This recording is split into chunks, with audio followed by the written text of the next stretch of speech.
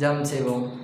பரலோகத்தில் இருக்கிற நல்ல பிதாவே, இந்த நாளைக்கு தண்ணி செலுத்திருந்த அப்படின்னே இப்போ கூட இந்த வீடியோவை பார்க்குற ஒரே ஆசிரியர் அப்படின்னே இதன் மூலியமாய் அநேக வாலிபர்கள் தங்களுடைய வாழ்க்கையில் உம்முடைய வசனத்தை ஏற்று அதை அவர்களுடைய வாழ்க்கையில் பயன்படுத்தும்படி கிருபை தந்த அப்படின்னே அநேக பேர் உம்முடைய சத்தியத்தை அறிகிற அறிவிலும் உம்முடைய வளர்ச்சியிலும் அதிகமாய் மென்மேல் வளரும்படி கிருபை தந்த அப்படின்னே எங்களுக்கு கொடுத்த அநேக கிருபைக்காக நன்றி செலுத்திருந்த அப்படின்னே இன்னும் அநேக வாலிபர்கள் உமக்கேற்ற பிள்ளையாக வாழவும் வளரும் கிருபை தந்த அப்படின்னே இந்த வீடியோவில் ஆரம்ப முதல் நீர்தாமே கொண்டு நடத்த வேண்டுமாய் அன்பின் ஆண்டவரும் உலக ரட்சகருமாய் இருக்கிற வல்லமையுள்ள கிறிஸ்தியஸ் மூலமாக ஜெயிக்கிறோம் ஜீவனுள்ள நல்ல பிதாவே, ஆமென்.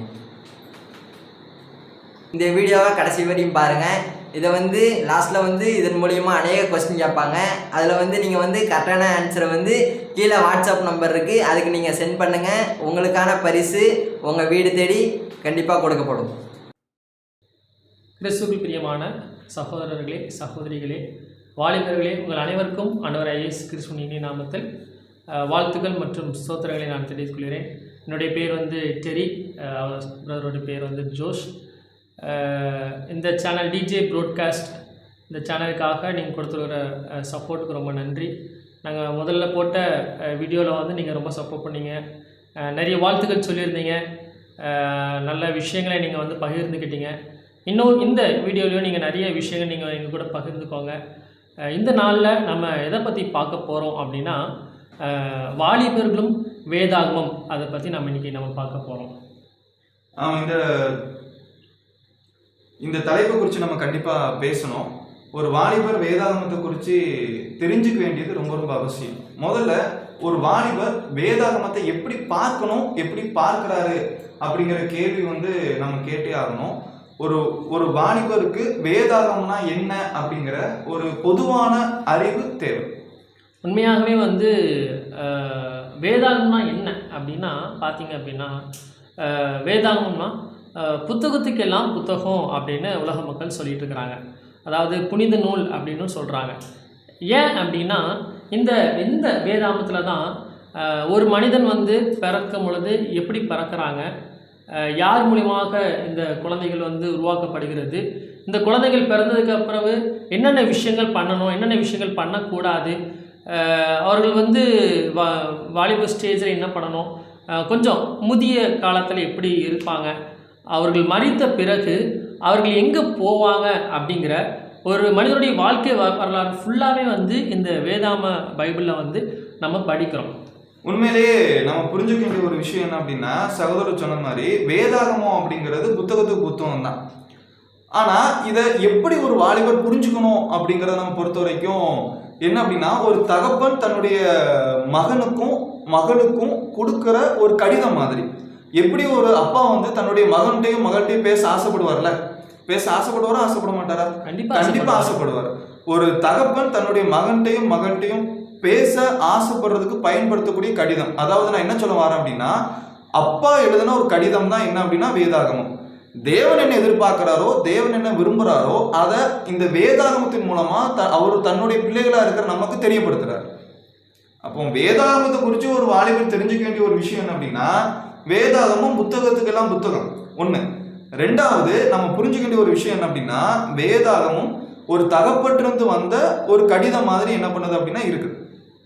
உண்மையாகவே தகப்பன் யார் அப்படின்னா நமக்கு எல்லாருக்கும் தேவனாக இருக்கிறார், சரிங்களா, காட் அப்படின்னு சொல்லுவாங்க. அவர் நம்மகிட்ட நிறைய விஷயங்களே எதன் மூலமாக சொல்கிறார் அப்படின்னா, இந்த வேதாம வசனத்தின் மூலமாக தான் சொல்லக்கூடிய இருக்கிறாரு. இப்போ வேதாகமம் அப்படிங்கிறத குறித்து நம்ம யோசிக்கும் போது, இந்த வேதாகமம் எப்படி எழுதப்பட்டது அப்படிங்கிறத குறித்து நம்ம யோசிக்கணும். வேதாகமம் எப்படி எழுதப்பட்டது அப்படிங்கிற குறித்து நம்ம ஒரு வாலிபருக்கு நம்ம எப்படி சொல்ல முடியும் நீங்கள் நினைக்கிறீங்க? ஓகே, இதில் பைபிள் ரெஃபரன்ஸு நீங்கள் பார்த்தீங்க அப்படின்னா, நீங்கள் எல்லோரும் பைபிளை வச்சுட்டு இருப்பீங்கன்னு நினைக்கிறேன். ப்ளீஸ் உங்கள் பைபிள் நீங்கள் ஓப்பன் பண்ணி நாங்கள் சொல்கிற வசனத்தை ஜஸ்ட் அது வசனத்தில் அதில் தான் இருக்குதா அப்படின்னு நீங்கள் கவனிங்க, சரிங்களா. 2 பேதுரு புஸ்தகம் 1ஆம் அதிகாரம் வசனம் 20ஆம் வசனமும் 21வது வசனத்தை நாம் இங்கே வாசிக்க கேட்கலாம். வேதத்தில் உள்ள எந்த தீர்க்க தரிசனமும் சுய தோற்றமான பொருளை உடையதாயிராதென்று நீங்கள் முந்தி அறிய வேண்டியது, தீர்க்க தரிசனமானது ஒரு காலத்திலும் மனுஷனுடைய சித்தத்தினாலே உண்டாக்கவில்லை. தேவனுடைய பரிசுத்த மனிதர்கள் பரிசுத்த ஆவினாலே ஏவப்பட்டு பேசினார்கள். நீங்கள் அதில் கவனித்து பாருங்களேன், தீர்க்க தரிசனமானது ஒரு காலத்திலும் மனுஷனுடைய சித்தத்தினாலே உண்டாக்கவில்லை அப்படின்பா. அப்போது மனிதர்கள் தான் இதை எழுதியிருக்கிறாங்க. ஆனால் அந்த மனிதர்கள் எப்படி எழுதியிருக்கிறாங்க அப்படின்னா அதுக்கு கீழே ஆன்சர் இருக்குது பாருங்களேன். தேவனுடைய பரிசுத்த மனிதர்கள் பரிசுத்த ஆவினாலே ஏவப்பட்டு எழுதியிருக்கிறாங்க அப்படின்னு நம்ம அதை பார்க்குறோம். உண்மையிலேயே சதுர் சொன்னது அருமையான விஷயம். தேவன் மனிதர்களை பயன்படுத்தி இந்த வேதாகமத்தை எழுதியிருக்காரு. கண்டிப்பா இந்த வேதாகமத்தில் இருக்கிற கருத்துக்கள் எதுவுமே மனிதனுடைய கருத்துக்கள் கிடையாது. அந்த வசனம் அதான் சொல்லியிருக்கு. அதாவது வேதாகமத்தில் சொல்லப்பட்டிருக்கிற எந்த ஒரு கருத்துமே, வேதாகமத்தில் சொல்லப்பட்ட எந்த ஒரு விஷயமே மனிதனுடையது கிடையாது. அது தேவனுடைய திட்டம், அது தேவனுடைய வார்த்தை. தேவன் மனிதர்களை பயன்படுத்தி என்ன பண்ணியிருக்காரு அப்படின்னா தன்னுடைய வேதாகமத்தின் மூலமா தன்னுடைய திட்டத்தை வெளிப்படுத்தியிருக்காரு. இதே மாதிரி அப்போஸ்தலனாகிய பவுல் எபேசியர்களுக்கு எழுதின நிருபத்துல இந்த வார்த்தையை பயன்படுத்துறாரு. இதை நம்ம கவனிக்கலாம். எபேசியர் 3வது அதிகாரத்துல 3வது வசனத்துல நம்ம பார்த்தோம் அப்படின்னா கவனிங்க. ஒரே சரீரத்துக்குள்ளானவர்களுமாய் கிறிஸ்துவுக்குள் அவர் பண்ணின வாக்குத்தத்தத்துக்கு உடன் பங்காளியுமாய் இருக்கிறார் என்கிற இந்த ரகசியத்தை அவர் எனக்கு வெளிப்படுத்தி அறிவித்தார். இங்க அப்போஸ்தலனாகிய பவுல் சொல்லும்போது இயேசு கிறிஸ்து எனக்கு ஒரு ரகசியத்தை அறிவிச்சிருக்கிறாரு அப்படிங்கிறாரு.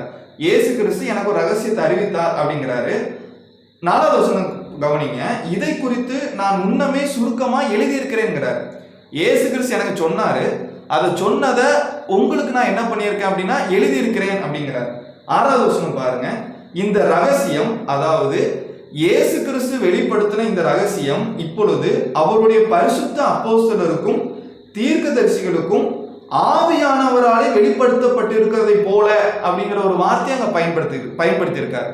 இதுல இருந்து நம்ம புரிஞ்சுக்கிற ஒரு விஷயம் என்ன அப்படின்னா தேவனுடைய வார்த்தையானது தேவனுடைய ஆவியினால தேவனுடைய மனிதர்களை கொண்டு எழுதி நம்மளுக்கு கொடுக்கப்பட்டிருக்கு. தேவனுடைய மனிதர்களை பயன்படுத்தி நம்ம கையில வேதாகமத்தை கொடுத்துருக்காருன்னா கண்டிப்பா ஒரு நோக்கம் இருக்கும். நிச்சயமா நோக்கம் இருக்கிறது. நம்ம வேத வசனத்தை நம்ம பார்க்கலாம். 1 தீமோத்தேயு புஸ்தகம் 2ஆம் அதிகாரம் அங்கே 4வது வசனத்தை நாம் பார்க்குறோம்.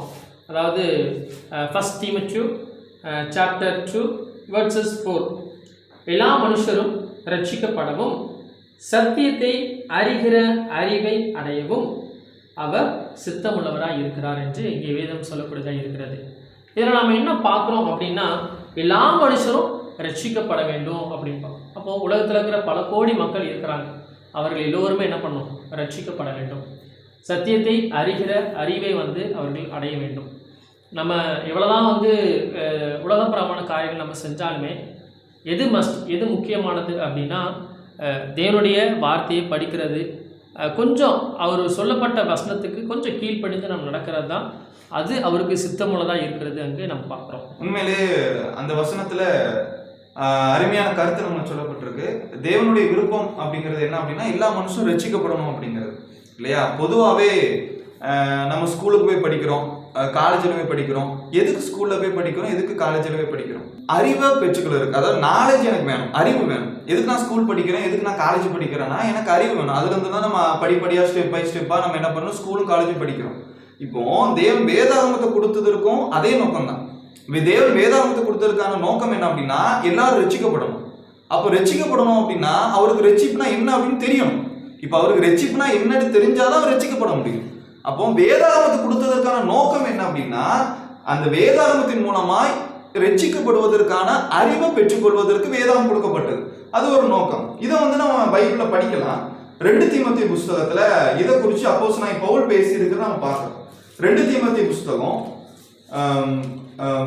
பாருங்க. 2 தீமோத்தேயு புஸ்தகம் 3வது அதிகாரம் 15வது வசனத்துல நம்ம இதை பார்க்கலாம். 2 தீமோத்தேயு 3:15 கிறிஸ்து இயேசுவை பற்றும் விசுவாசத்தினாலே உன்னை ரட்சிப்பு கேட்ட ஞானம் உள்ளவன் ஆக்கத்தக்க பரிசுத்த வேத எழுத்துக்களை நீ சிறு வயது முதல் அறிந்தவன் என்று உனக்கு தெரியும் அப்படிங்கிறார். இந்த இடத்துல கவனிக்கும் போது ரட்சிக்கப்படணுங்கிறது தேவனுடைய சித்தம். ஆனா அந்த ரட்சிக்கப்படணும் அப்படிங்கிறது அந்த ரட்சிப்பு என்ன அப்படிங்கறத குறிச்சும் அதற்கான அறிவையும் வேதாகமும் நம்மளுக்கு என்ன பண்ணுது அப்படின்னா தருது. இங்க தீமோத்தேயு குறித்து சொல்லும் போது நீ சின்ன வயசுல இருந்து நீ என்ன பண்ணிருக்க அப்படின்னா அந்த அறிவை தரக்கூடிய ஞானத்தை தரக்கூடிய வேதாகமத்தை தெரிஞ்சு வச்சிருக்க அப்படிங்கிறார். அப்போ தேவன் வேதாகமத்தை கொடுத்ததற்கான நோக்கம் என்ன அப்படின்னா, நாம் எல்லாருமே நமக்கு ஞானமும் வேணும், அறிவும் வேணும். இதை தேவனுடைய வார்த்தை நம்மளுக்கு என்ன பண்ணுது, தருது இல்லையா? நீங்க என்ன சொல்றீங்க? உண்மையாகவே இந்த வசனத்தில் வந்து நீங்கள் பார்த்தீங்க அப்படின்னா, நீ சிறு வயது முதல் அறிந்தவன் என்று உனக்கு தெரியும். அப்போது நம்ம வந்து சின்ன வயசுலேருந்தே நம்ம என்ன பண்ணிக்கிறோம் அப்படின்னா, சின்ன சின்ன வசனத்தை வந்து நம்ம பேரண்ட்ஸ் வந்து சொல்லி தருவாங்க. அதை நம்ம கேட்குறோம். நம்ம அதை கேட்டு என்ன பண்ணுறோம், கொஞ்சம் கொஞ்சமாக நம்ம வந்து நம்முடைய செயல்பாடுகளை நம்ம வந்து பலப்படுத்துகிறோம். நம்ம இன்னொரு வசனத்தை கூட நம்ம பார்க்கலாம். பைபிள் நீங்கள் பார்த்துட்டு இருக்கிறீங்களா? Okay, fine. நீங்கள் பாருங்கள், சரிங்களா? யோவான் புஸ்தகம் 3ஆம் அதிகாரம் 16வது வசனம். John chapter 3 verses 16.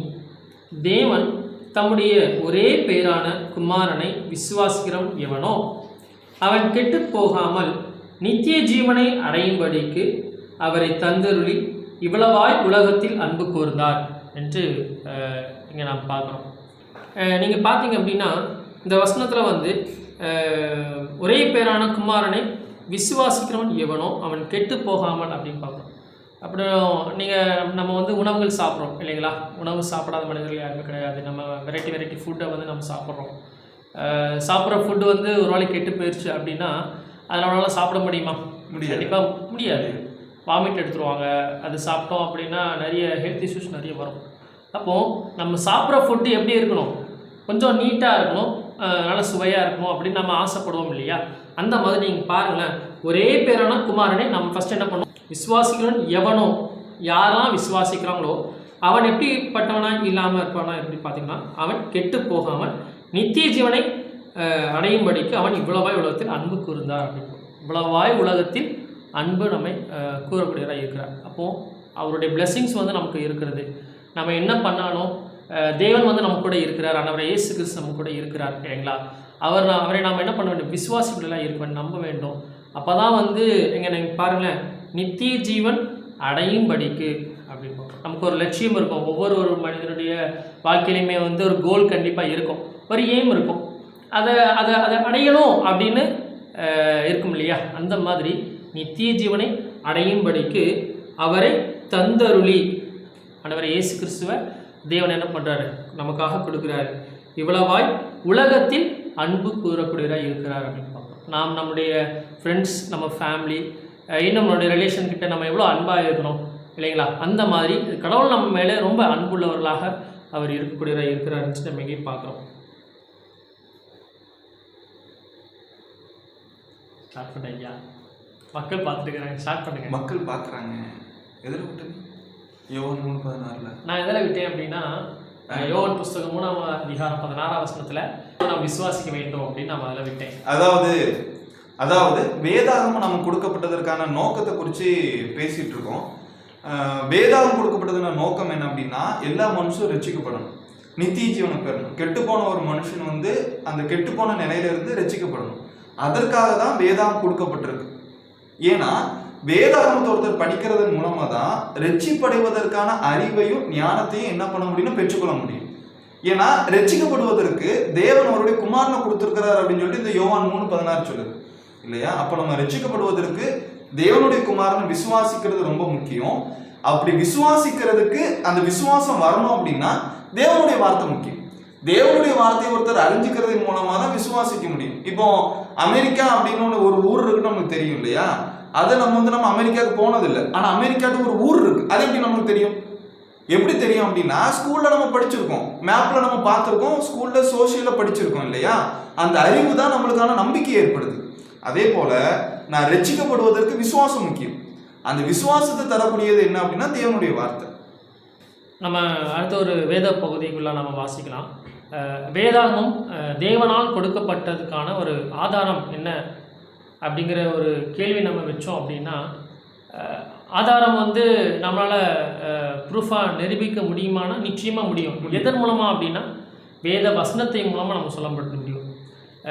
அந்த பைபிளில் நீங்கள் பாருங்களேன், பைபிளில் வந்து 2 தீமோத்தேயு புஸ்தகம் 3ஆம் அதிகாரம் 16வது வசனமும் 17வது வசனத்தையும் நான் வாசிக்கிறேன். வேத வாக்கியங்கள் எல்லாம் தேவ ஆவியினால் அருளப்பட்டிருக்கிறது.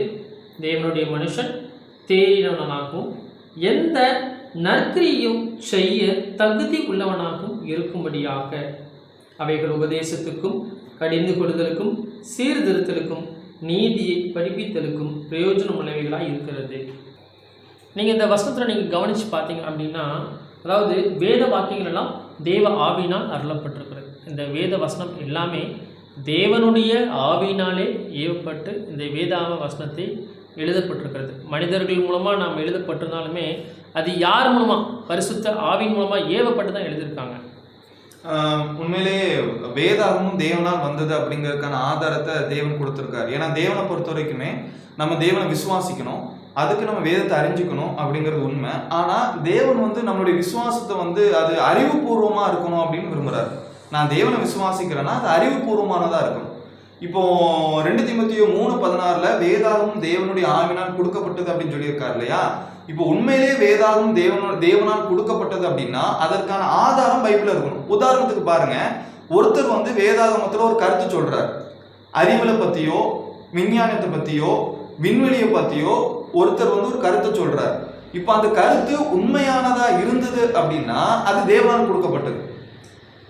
பாருங்க, யோபு புஸ்தகம் 26வது அதிகாரத்துல 7வது வசனத்தை நாம் கவனிக்கும் போது வேதாகமும் அறிவியலோடு எப்படி ஒத்து போகிறது அப்படிங்கிறத நம்ம புரிஞ்சுக்கலாம்.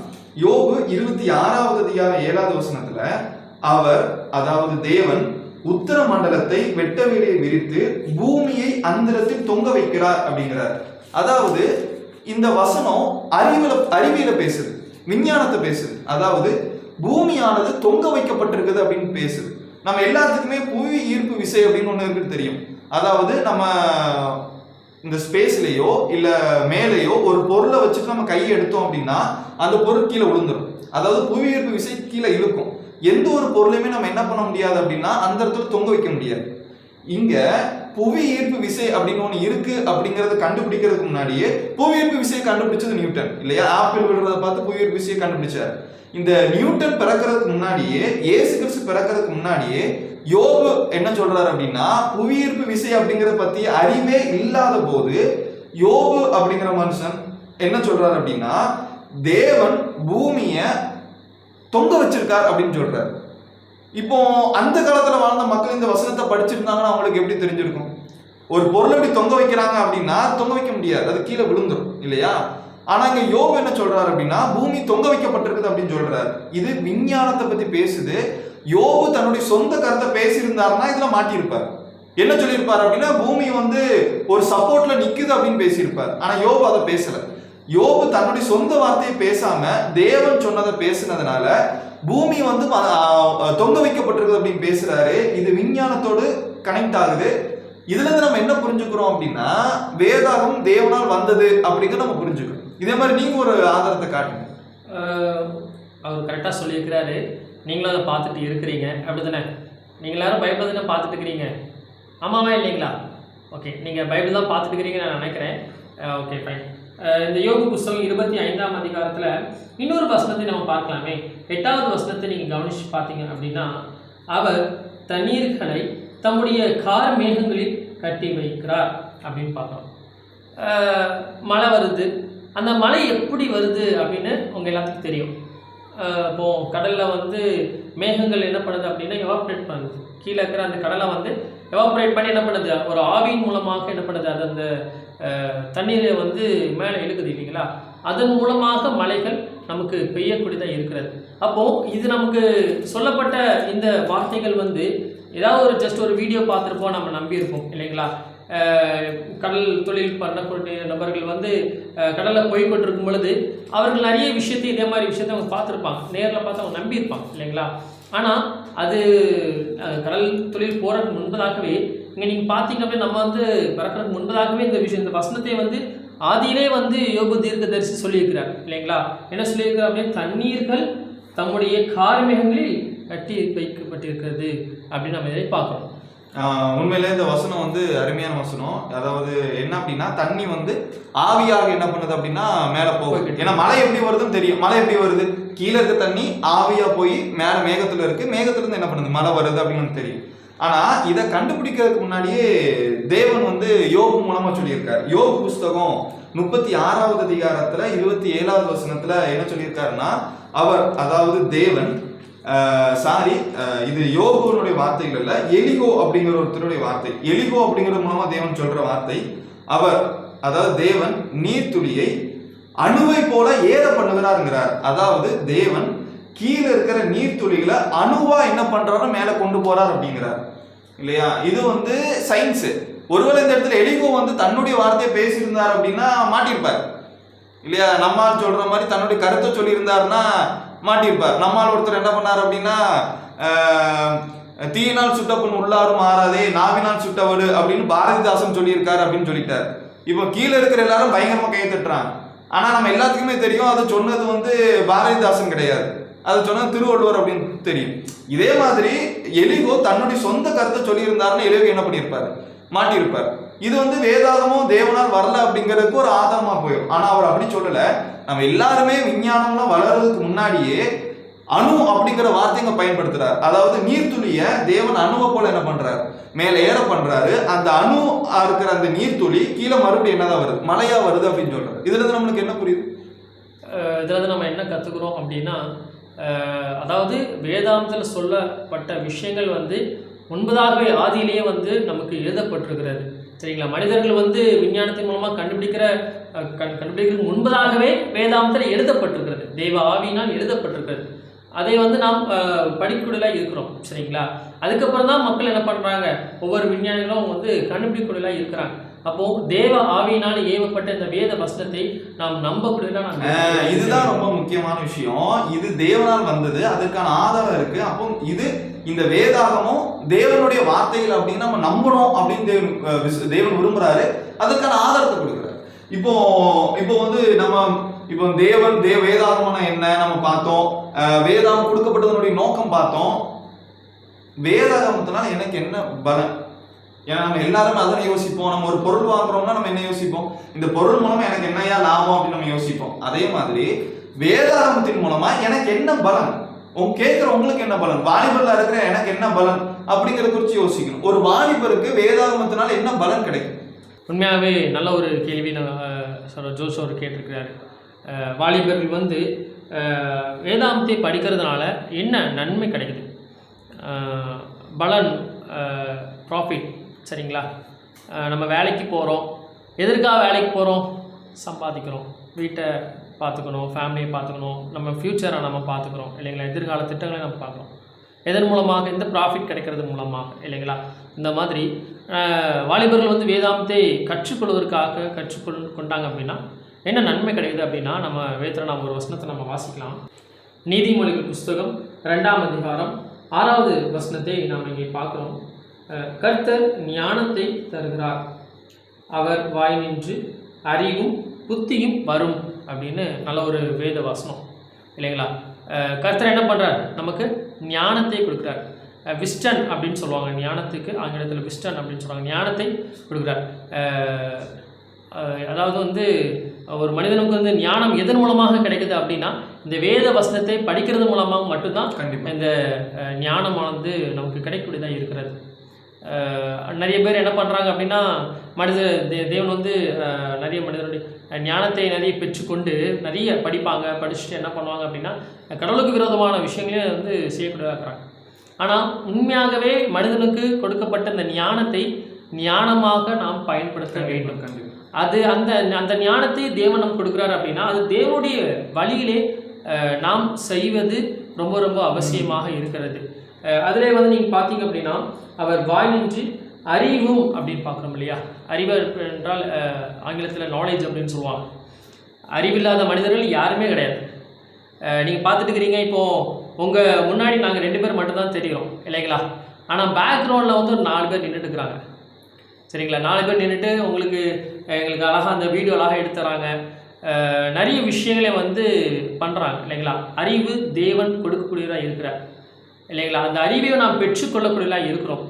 அந்த அறிவை நாம் பெற்றுக்கொண்டு அந்த அறிவை நாம் யாருக்காக நாம் பயன்படுத்த வேண்டும் அப்படின்னா, வாலிபர்கள் வந்து ரொம்ப துருதுருன்னு இருப்பாங்க இல்லைங்களா. ஏதாவது ஒரு விஷயம் சொல்லிட்டாங்க அப்படின்னா அது டக்குன்னு எடுத்து பண்ணக்கூடிய ஒரு பலன், ஒரு ஸ்ட்ராங் யார் கிடைக்கும், இந்த வாலிபர்களுக்கு தான் கிடைக்கும் இல்லைங்களா. அதுக்குன்னு நாங்கள் வந்து வாலிபரில் தான் நாங்கள் இருக்கோம். நாங்கள் வந்து மேரிட் ஆகலை, நாங்கள் அன்மேரிட், நாங்கள் ஜஸ்ட் பேச்சுலர் இல்லைங்களா.